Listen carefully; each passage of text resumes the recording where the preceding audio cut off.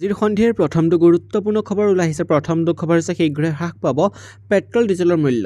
2024 লোকসভা নিৰ্বাচনৰ পূৰ্বে কিমান হ্ৰাস পাব ইন্ধনৰ মূল্য। 2024 লোকসভা নিৰ্বাচনৰ পূৰ্বে হ্ৰাস পাব পাৰে পেট্ৰল ডিজেল মূল্য। নতুন বছৰত কেন্দ্ৰীয় চৰকাৰে কেইবাটাও ডাঙৰ ঘোষণা কৰিব পাৰে। অহা বছৰ অৰ্থাৎ 2024 চনত লোকসভা নিৰ্বাচনৰ পূৰ্বে প্ৰতি লিটাৰ পেট্ৰল আৰু ডিজেলৰ মূল্য পূৰ্বতকৈ কম হ'ব বুলি অনুমান কৰা হৈছে। সূত্ৰ অনুসৰি ইন্ধনৰ মূল্য প্ৰতি লিটাৰ 10 টকা পৰ্যন্ত হ্ৰাস পাব পাৰে। ইতিমধ্যে আন্তঃৰাষ্ট্ৰীয় বজাৰত খাৰুৱা তেলৰ মূল্য হ্ৰাস পাইছে। জানিব পৰা মতে চলিত বৰ্ষৰ শেষ হোৱাৰ পূৰ্বে কেন্দ্ৰীয় চৰকাৰে বৃহৎ ঘোষণা কৰিব পাৰে। উল্লেখ্য যে পেট্ৰলিয়াম মন্ত্ৰালয়ৰ তৰফৰ পৰা প্ৰধানমন্ত্ৰী নৰেন্দ্ৰ মোদীৰ অনুমোদন লৈ পেট্ৰল ডিজেলৰ মূল্য প্ৰতি লিটাৰত 8ৰ পৰা 10 টকা সুলভ কৰাৰ কথা চিন্তা কৰা হৈছে। 2022 চনৰ 6 এপ্ৰিলৰ পৰা পেট্ৰল ডিজেলৰ মূল্য কোনো বিশেষ পৰিৱৰ্তন হোৱা নাই। বিগত বৰ্ষত মে' মাহত প্ৰতি লিটাৰ পেট্ৰলত 8 টকা আৰু ডিজেলত 6 টকা হ্ৰাস পাইছিল। বৰ্তমান পেট্ৰল ডিজেলত Indian Oil, Bharat Petroleum, Hindustan Petroleum লাভ অধিক হৈছে। ইয়াৰ পূৰ্বে 58,198 কোটি টকাৰ লাভ হৈছিল। বৰ্তমান গুৱাহাটীত প্ৰতি লিটাৰ পেট্ৰলৰ মূল্য 98.08 টকা আৰু ডিজেলৰ মূল্য 90.33 টকা। ইপিনে ডাঙৰ ঘোষণা দিছে মোদী চৰকাৰ। কৰ্মচাৰী ডিএ ফিটমেণ্ট ফেক্টৰৰ লগতে দৰমহা বৃদ্ধিৰ সম্ভাৱনা। কেন্দ্ৰীয় চৰকাৰৰ কৰ্মচাৰীৰ বাবে নতুন বছৰত অতি গুৰুত্বপূৰ্ণ হ'বলৈ গৈ আছে। নতুন বছৰটোত কেন্দ্ৰীয় চৰকাৰৰ কৰ্মচাৰীৰ বাবে বহুত বিশেষ হ'ব। কেন্দ্ৰীয় বাজেটত কৰ্মচাৰীৰ বাবে ডাঙৰ ঘোষণা কৰিব পাৰে, যিয়ে কেইবা লাখ কৰ্মচাৰীৰ ওপৰত ইতিবাচক প্ৰভাৱ পেলাব পাৰে বুলি আশা কৰা হৈছে। মোদী চৰকাৰৰ পৰা কেন্দ্ৰীয় চৰকাৰৰ কৰ্মচাৰীসকলক এক প্ৰকাৰ সুখৰ খবৰ আহিব পাৰে বুলি এটা অতি গুৰুত্বপূৰ্ণ সংকেত পোৱা গৈছে। কৰ্মচাৰী ডিএ ফিটমেণ্ট ফেক্টৰ বৃদ্ধি পাব পাৰে, লগতে তেওঁলোকৰ বৰ্তমানৰ দৰমহা বৃদ্ধি হোৱাৰ সম্ভাৱনা আছে। অৱশ্যে এনে কোনো বক্তব্য কেন্দ্ৰই এতিয়ালৈকে ৰাজহুৱা কৰাৰ নাই। 2024 জানুৱাৰী মাহত কেন্দ্ৰীয় চৰকাৰৰ কৰ্মচাৰীসকলৰ ডিএ 4% বৃদ্ধি পাব বুলি আশা কৰা হৈছে। বৰ্তমান কেন্দ্ৰীয় চৰকাৰৰ 46% কৰ্মচাৰী ডিএ আৰু ডিআৰ লাভ কৰি আছে। যদি ডিএ 4% বৃদ্ধি পায় তেন্তে মুঠ ডিএৰ লাভ 50% হ'ব। দীৰ্ঘদিন ধৰি কেন্দ্ৰীয় চৰকাৰৰ কৰ্মচাৰী ডিএ ফিটমেণ্ট ফেক্টৰ বৃদ্ধিৰ বাবে দাবী কৰি আহিছে। এইবাৰ ফিটমেণ্ট ফেক্টৰত প্ৰায় 3 গুণ বৃদ্ধি হ'ব পাৰে বুলি আশা কৰা হৈছে। বৰ্তমান কেন্দ্ৰীয় চৰকাৰৰ কৰ্মচাৰীয়ে 2.60 গুণ ফিটমেণ্ট ফেক্টৰ লাভ কৰি আছে। ডিএ ফিটমেণ্ট ফেক্টৰ বৃদ্ধিৰ ফলত লাখ লাখ কৰ্মচাৰীৰ ওপৰত ইতিবাচক প্ৰভাৱ পৰিব পাৰে। আশা কৰা হৈছে যে 2024 আৰম্ভণিতে হ'ব লগা কেন্দ্ৰীয় বাজেটত এক ডাঙৰ ঘোষণা কৰা হ'ব পাৰে। 2 মাঘৰ পৰা অসমত নতুনকৈ 42 লাখ পৰিয়ালক ৰেচন কাৰ্ড দিয়া হ'ব। এইবাৰ কোনে কোনে লাভ কৰিব ৰেচন কাৰ্ড? ভাৰতৰ প্ৰধানমন্ত্ৰী নৰেন্দ্ৰ মোদীৰ নেতৃত্বত চৰকাৰে সাধাৰণ জনতা উপকৃত হোৱাকৈ বিভিন্ন আঁচনি ৰূপায়ণ কৰিছে। কিন্তু কিছুমান হিতাধিকাৰীয়ে নিজৰ অজ্ঞতাৰ বাবে অথবা অন্যান্য কাৰণত এই সুবিধা ল'ব পৰা নাই। সেই উদ্দেশ্যে বিকশিত ভাৰত সংকল্প যাত্ৰাৰ জৰিয়তে এই সুবিধা প্ৰদানৰ বাবে পঞ্চায়তে এই কাৰ্যসূচী ৰূপায়ণ কৰা হৈছে, যাতে কোনোৱে প্ৰাপ্যৰ সুবিধাৰ পৰা বঞ্চিত নহয়। তদুপৰি অহা 2 মাঘৰ পৰা নতুনকৈ 42 লাখ লোকক ৰেচন কাৰ্ড দিয়াৰ ব্যৱস্থা কৰা হ'ব।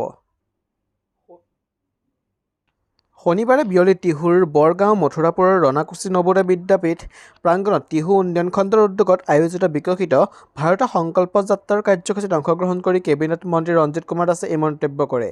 মন্ত্ৰীগৰাকীয়ে কাৰ্যসূচীত উপস্থিত থকা ৰাইজৰ লগত মত বিনিময় কৰাৰ লগতে ৰাইজৰ সমস্যাসমূহ সমাধান কৰাৰ বাবে চক্ৰ বিষয়া আৰু খণ্ড উন্নয়নৰ বিষয়াক নিৰ্দেশ দিয়ে। এই কাৰ্যসূচীত মন্ত্ৰীগৰাকীৰ লগত নলবাৰী জিলাৰ বিজেপিৰ উপসভাপতি দুলাল দাস, টিহু মণ্ডল বিজেপিৰ সভাপতি জ্যোতিষ শৰ্মা, টিহু ৰাজহ চক্ৰ বিষয়া বিভাস পাঠক, সংলগ্ন চক্ৰ বিষয়া উপাসনা ডেকা, খণ্ড উন্নয়ন বিষয়া বিকাশ ৰয়, নলবাৰী জিলা পৰিষদৰ মুখ্য কাৰ্যবাহী বিষয়া মুন গগৈৰ লগতে বহুকেইগৰাকী লোকে অংশগ্ৰহণ কৰে। কাৰ্যসূচী 31 ডিচেম্বৰ, 1 জানুৱাৰী আৰু মাঘ বিহুক লৈ ডাঙৰ ঘোষণা।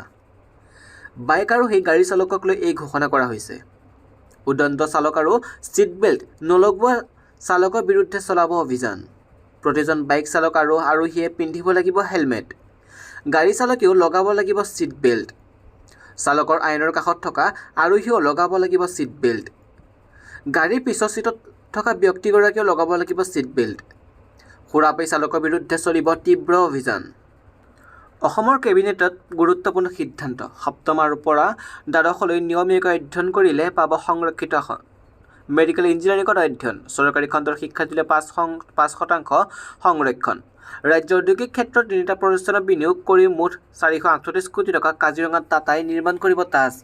গুৱাহাটীত হ'ব ৰেডিসন ব্লুৰ নতুন হোটেল আৰু বঙাইগাঁৱত ভাগ্যশ্ৰী উদ্যোগে নিৰ্মাণ কৰিব বেম্বো ক্ৰেছ বেৰিয়াৰ। নিগমিত সামাজিক দায়বদ্ধতাৰ প্ৰাধিকৰণ গঠনৰ অনুমোদন। চাহ শ্ৰমিকৰ ভৱিষ্যত নিধি সিদ্ধান্তলৈ মোকলাই দিব 100 কোটি টকা। চৰকাৰী অধিবক্তাৰ নিয়মীয়া নিযুক্তিৰ বয়সৰ ঊৰ্ধ্বসীমা বৃদ্ধি। উত্তৰ গুৱাহাটীত শিক্ষানুষ্ঠান খুলিবৰ বাবে চাৰ্টাৰ্ড একাউণ্ট অফ ইণ্ডিয়াক ভূমি আবণ্টন। ভূমিৰ শ্ৰেণী বিভাজনত 4টা নতুন শ্ৰেণী নামাকৰণ। মিছন বসুন্ধৰা যোগে পুনৰ 4,444 গৰাকীৰ ভূমি প্ৰদানৰ সিদ্ধান্ত। তিনিচুকীয়া কনভেনশ্যন চেণ্টাৰত আজি অনুষ্ঠিত ৰাজ্য চৰকাৰৰ কেবিনেট বৈঠকত বহুকেইটা গুৰুত্বপূৰ্ণ সিদ্ধান্ত গ্ৰহণ কৰা হয়। বৈঠকৰ অন্তত মুখ্যমন্ত্ৰী ডক্টৰ হিমন্ত বিশ্ব শৰ্মাই সংবাদমেলত আজি গ্ৰহণ কৰা সিদ্ধান্তসমূহ উল্লেখ কৰি কয় যে ৰাজ্যখনত ইতিমধ্যে বহুকেইখন চিকিৎসা মহাবিদ্যালয় আৰু অভিযান্ত্ৰিক মহাবিদ্যালয় স্থাপন কৰা হৈছে, কিন্তু এই মহাবিদ্যালয়সমূহত দৰিদ্ৰ ছাত্ৰ ছাত্ৰীৰ বাবে আসন সংৰক্ষণ ব্যৱস্থা নাছিল। আজিৰ কেবিনেটত গ্ৰহণ কৰা এটা গুৰুত্বপূৰ্ণ সিদ্ধান্ত অনুসৰি যিসকল ছাত্ৰ ছাত্ৰীয়ে চৰকাৰী বিদ্যালয়ত 7ম শ্ৰেণীৰ পৰা দ্বাদশ শ্ৰেণীলৈ নিয়মীয়াকৈ শিক্ষা গ্ৰহণ কৰিব, তেওঁলোকৰ বাবে অভিযান্ত্ৰিক মহাবিদ্যালয়ৰ চিকিৎসা মহাবিদ্যালয়ত 5% আসন সংৰক্ষিত হ'ব। ৰাজ্যখনৰ ঔদ্যোগিক ক্ষেত্ৰখনৰ বিকাশৰ বাবে ইতিমধ্যে 3টা প্ৰতিষ্ঠান মুঠ 438 কোটি টকা বিনিয়োগ কৰিবলৈ আগবাঢ়ি আহিছে। আজি কেবিনেট 3টা প্ৰতিষ্ঠানৰ প্ৰস্তাৱত সন্মতি প্ৰদান কৰিছে। এই 3টা প্ৰস্তাৱ ক্ৰমে তাতে কাজিৰঙাত এখন তাজ হোটেল স্থাপন কৰিব, গুৱাহাটীত এখন ৰেডিসন নতুন হোটেল নিৰ্মাণ হ'ব আৰু বঙাইগাঁও জিলাত ভাগ্যশ্ৰী উদ্যোগৰ নামৰ প্ৰতিষ্ঠান এটা বেম্বো ক্ৰেছ বেৰিয়াৰ নিৰ্মাণ কৰাৰ উদ্যোগ স্থাপন কৰিব। এই উদ্যোগীকৰণৰ ফলত ৰাজ্যখনৰ 1,400 যুৱক যুৱতীৰ সংস্থাপন হ'ব। সমগ্ৰ দেশত বিভিন্ন প্ৰতিষ্ঠানৰ পৰা নিগমিত সামাজিক দায়বদ্ধতা শিতানৰ পৰা মুঠ 2500 কোটি টকা চৰকাৰে পায়। তাৰ ভিতৰত অসমে 350 কোটি টকা লাভ কৰে। অসমত যিহেতু নিগমিত সামাজিক দায়বদ্ধতাৰ ক্ষেত্ৰত কোনো প্ৰাধিকৰণ নাছিল, আজিৰ বৈঠকত অসম চৰকাৰে প্ৰথমবাৰৰ বাবে নিগমিত সামাজিক দায়বদ্ধতা প্ৰাধিকৰণ গঠন অনুমোদন দিয়ে, যাৰ ফলত ইয়াৰ পৰা দেশৰ বিভিন্ন প্ৰতিষ্ঠানৰ পৰা এই শিতানৰ ধন লাভ কৰিব পাৰে। অসম চাহ নিগমৰ বহু বাগিচা নিলাজত দিয়াৰ কথা উল্লেখ কৰি মুখ্যমন্ত্ৰীয়ে কয় যে এই বাগিচাসমূহত কাম কৰা শ্ৰমিকৰ কৰ্মচাৰীসকলে ভৱিষ্যত নিধি সিদ্ধান্তলৈ 100 কোটি টকা মোকলাই দিয়াৰ সিদ্ধান্ত আজি গ্ৰহণ কৰে আৰু অহা বছৰ পুনৰ বাকী 100 কোটি টকা মোকলাই দিব। আনহাতে চৰকাৰী অধিবক্তাৰ নিয়মীয়া নিযুক্তিৰ ক্ষেত্ৰত বয়সৰ ঊৰ্ধ্বসীমা 5 বছৰলৈ বৃদ্ধি কৰাত অনুমোদন জনায়। সাধাৰণ শ্ৰেণীৰ বাবে বয়সৰ ঊৰ্ধ্বসীমা হ'ব 45 বছৰ আৰু অনুসূচিত জাতি আৰু জনজাতিৰ ক্ষেত্ৰত 50 বছৰ হ'ব। উত্তৰ গুৱাহাটীত চাৰ্টাৰ্ড একাউণ্ট অফ ইণ্ডিয়াৰ নামেৰে এটা শিক্ষানুষ্ঠান স্থাপন কৰিবলৈ আগবাঢ়ি আহিছে। তাৰ বাবে আজি ভূমি আবণ্টন সিদ্ধান্ত লয়। অসমৰ ভূমিৰ শ্ৰেণী বিভাজন নামৰ পৰা শ্ৰেণীবদ্ধভাৱে হ্ৰাস কৰি 4টা শ্ৰেণীত নতুনকৈ নামাকৰণ কৰাৰ সিদ্ধান্ত লয়। সেইমতে ম্যাদী পট্টাৰ নাম পিৰিয়ডিক পট্টা হ'ব, 1 শ্ৰেণীয়া পট্টাৰ নাম এনুৱেল পট্টা হ'ব।